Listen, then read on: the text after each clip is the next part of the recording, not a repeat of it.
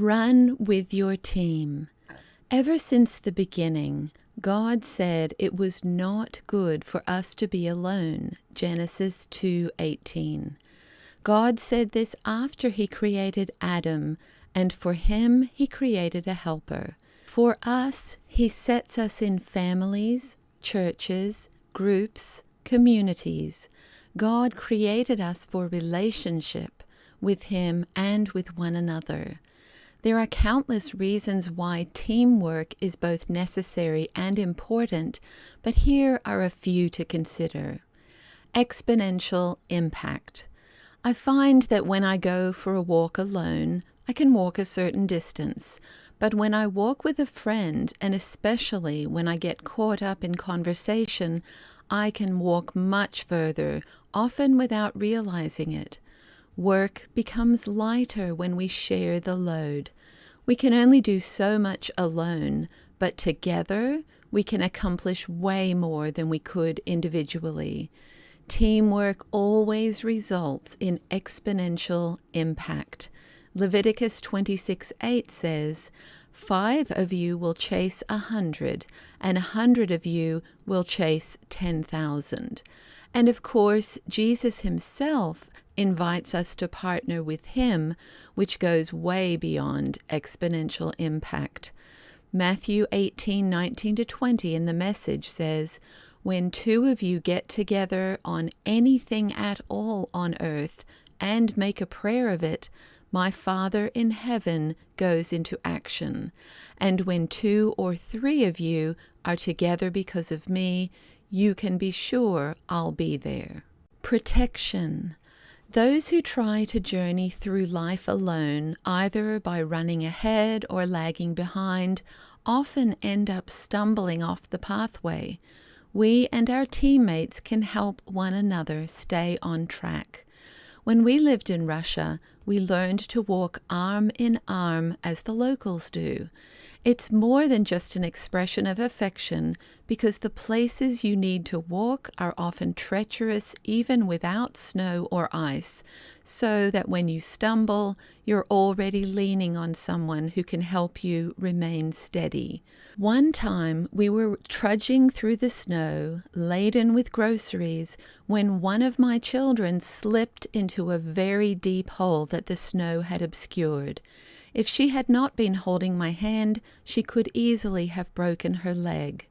1 Thessalonians 5:14 in the Message says, gently encourage the stragglers and reach out for the exhausted, pulling them to their feet. Be patient with each person, attentive to individual needs. In addition to helping one another when we stumble, we need one another for protection from traffic, wildlife, weather, disasters, accidents, injuries, fatigue, wrong turns, or people bent on doing harm. Ecclesiastes 4:12 in the Message says, by yourself you're unprotected. With a friend you can face the worst. Can you round up a third? A 3-stranded rope isn't easily snapped. Empowerment.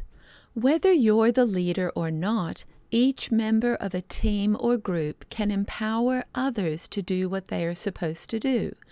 Over the years, I've noticed that whenever my family gathers around the table for a meal together, every individual isn't always their best self. We all have bad hair days. But the beautiful thing is that one person's positive outlook, encouraging word, good news, or zest for life tends to rub off on everyone else. And yes, bad attitudes can rub off on one another too.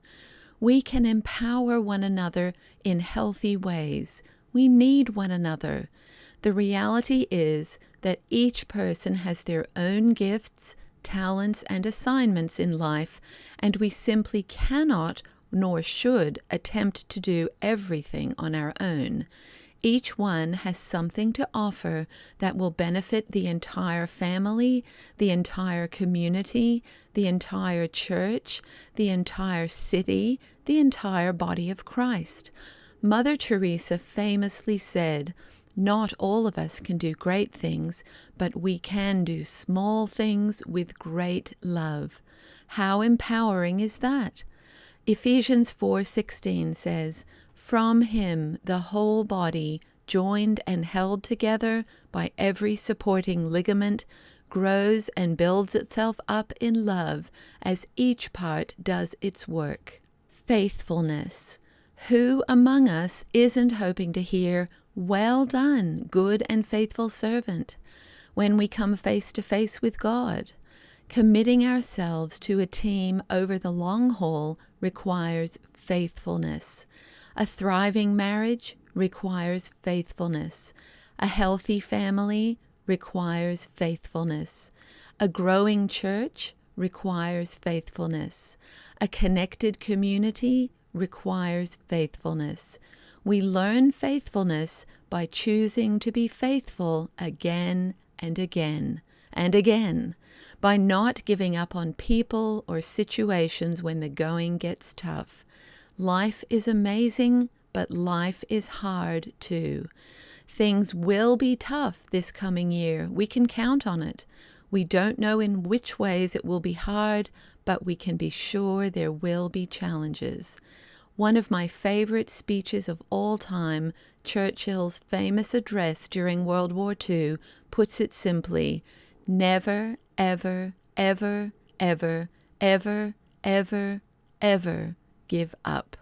Never give up, never give up, never give up. Let's encourage one another to remain faithful to the Lord, His Word, and His specific call on our lives. So run with your team or run with your teams. What teams is God asking you to run with?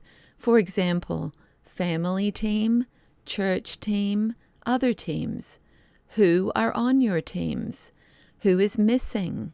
Do you have a vision for a team that has yet to be formed? Matthew 9:37-38 says, "The harvest is great, but the workers are few. So pray to the Lord who is in charge of the harvest. Ask Him to send more workers into His fields."